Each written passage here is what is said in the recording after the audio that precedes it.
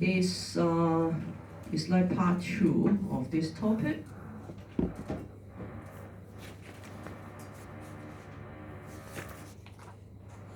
Okay, so lecture 3, more on different type of techniques or different type of words in recombinant DNA, and they start with DNA isolation. So because whatever you want to do, whether to make a new genetic organism or to cut the gene or something like that, you have to take out the DNA first. So you have to be able to extract and purify the DNA. So you have to know some basic thing, basic chemical involved. We add proteins. We have protein there. We have some phospholipid. We have some other material. So you have to know what to be added to remove those things you don't want it. Okay. So if you want to remove protein, you add the enzyme that digests protein.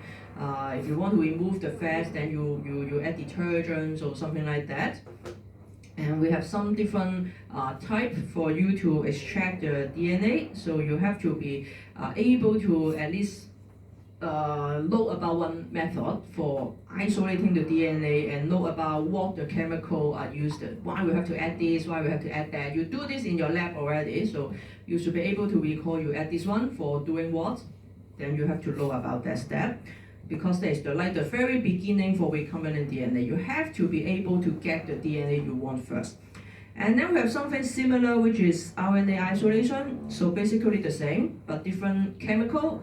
And also RNA is less stable than DNA. So they are destroyed more easily, they can be digested more easily. So you have to have some chemical extra step to make sure the RNA are still there after all the work you've done.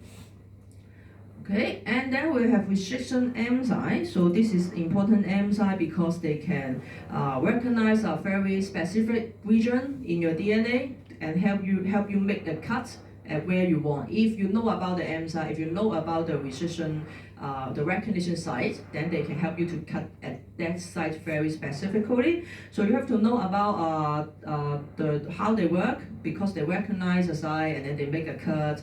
That can be a blunt end cut or sticky end cut. And then depends on what is your next step. If you want to stick something together, then of course a sticky end is better because they can stick by complementary base pairing very easily. Okay, so their function, how they're used. Okay.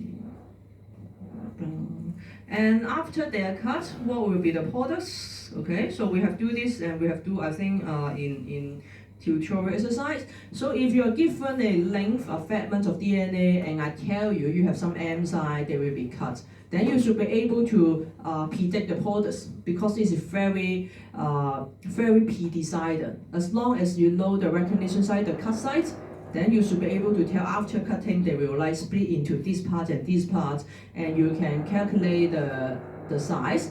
That means you can tell if you want a gel electrophoresis, where will they appear if I give you a DNA marker. So you should be able to predict the band pattern on your gel, like what you have done in the lab, and if you can even draw it out if you are given a gel, a DNA marker, and you can predict the cutting site.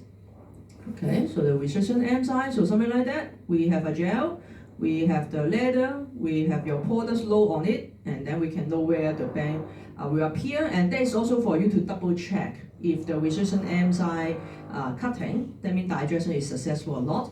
But make sure to put the charge in the correct location, so no one fail in this part in your lab, but make sure you know about the charge and why you have to follow the charge like this, because the DNA have a charge which is negative, so they will be attracted to the positive charge. Okay, if you do it wrong, if you do it the opposite way, then you have low band because all the DNA will go upward to the other side and they're very close to the upper end, and then they will just leave. If you run for half hour, an hour, something like that. Okay, so we have tried something like this. And DNA ligase. So after you cut it up, then you have to be able to stick it back together with the same DNA or with the other DNA, and this is done by another enzyme called the DNA ligase. So basically, scissor and glue, the concept of scissor and glue. Okay, so you will have the tools to cut DNA and then stick them back together. So now you can do molecular cloning, which is to take a DNA from species A, put it into a vector by cutting both DNA, stick them back together, and then put the vector into a whole cell. Hopefully they will be like incorporated into the genome, and then they become part of the genome of the whole cell, mainly bacteria or other organism, and then they will kind of like hijacking the gene expression. So they will be expressed. They will make protein based on the gene you added. So something like that. Okay. So of course you have to know what is molecular cloning.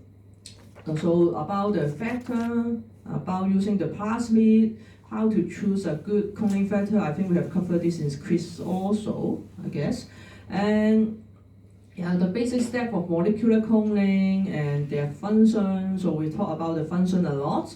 Okay, so some application area. So the whole course is about recombinant DNA technology. So application is important. So you have to choose what can we do with the tool. So actually all your presentation is like about gene therapy, making GM food. So those are some real life application, and you should be able to tell some example of it. If we have plant biotechnology, we have bacteria biotechnology, we have animal biotechnology, what is the point of doing each part of this? What can be done on it? Increasing food production, curing genetic disease. So these are some like something you should be able to tell for the whole course, because what we learn here is we teach you how to do something, and you have to think about then what we can do with these tools and techniques. Okay, and yeah, so apart from molecular cloning, so molecular cloning is actually making use of the living cell to make copy of the genes, or make copy of the protein, which is a product of the gene.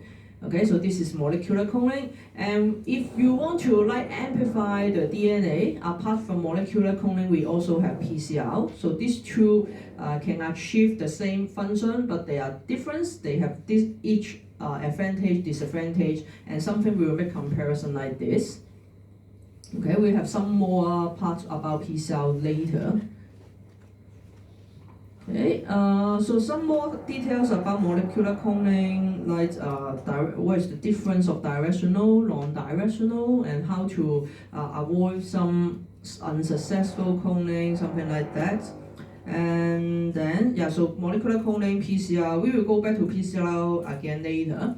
And then DNA transformation, and it will happen again and again in each topic, because we have to do transformation no matter they're bacterial cell, they're plant cell or animal cell. So you have to know what is transformation and what are the available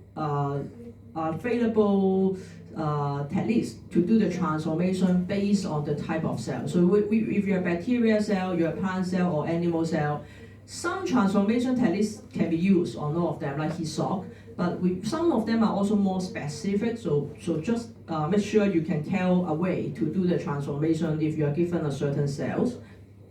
Okay, so some most widely used one are mentioned here. We have the HISOC, or also called the chemical transformation. So at least you should be able to link the method better if you can really describe the method. And we also have another very widely used one called the electroporation. So basically one of them use high temperature and chemical, and another one use a high charge of electricity, a high voltage. And both of them, the principle is to make the cell membrane or whatever surrounding the cell weakened, more fluid for a short period of time, so that external material can get inside. Just take the little chance to get inside, but the damage cannot be too high that will permanently broken the cell membrane or else, otherwise the cell will just die. Okay, so the basic principle is like this.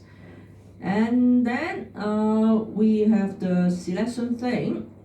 So after transformation, because you cannot really see the DNA getting inside. So you have to do some screening testing to make sure the cells are transformed. So you have to do selection or screening. So make sure you know about the basic work on doing this. In many cases, doing it on bacteria. So you have also do it in your lab. We use the antibiotics, we use the penicillin to kill those bacteria that don't have the transformation because they don't have the antibiotic resistant gene. So the first thing is to do antibiotic screening. And we also have some other called the blue-white screening.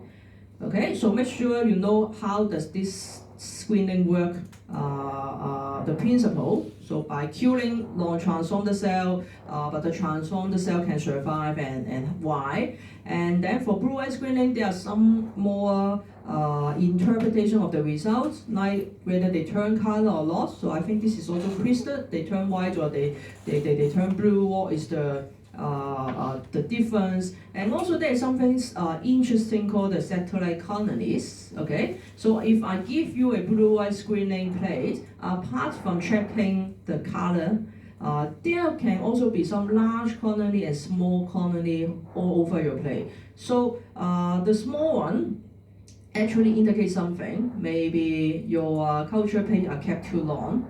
Okay, so you have to know when you see something on your plate like this, why. Okay, if you only see all blue one, all green one, no green, all white one, or many small one, then you have to be able to tell what are they, why the result is like this, and whether you did something wrong. If you did something wrong, then how to correct it. Okay, if the next time how to avoid the same result, undesirable results again. Okay, so make sure you know about how to interpret the results of antibiotic screening and also blue-white screening. Okay, but the very detailed one, like why they change color or why they grow or not, already cover increase. Okay, so those parts you have been very familiar with already. And then recombinant protein expression. So this is about you already do the recombinant DNA. Okay, you successfully put a foreign DNA into another organism and they start to make the protein for you.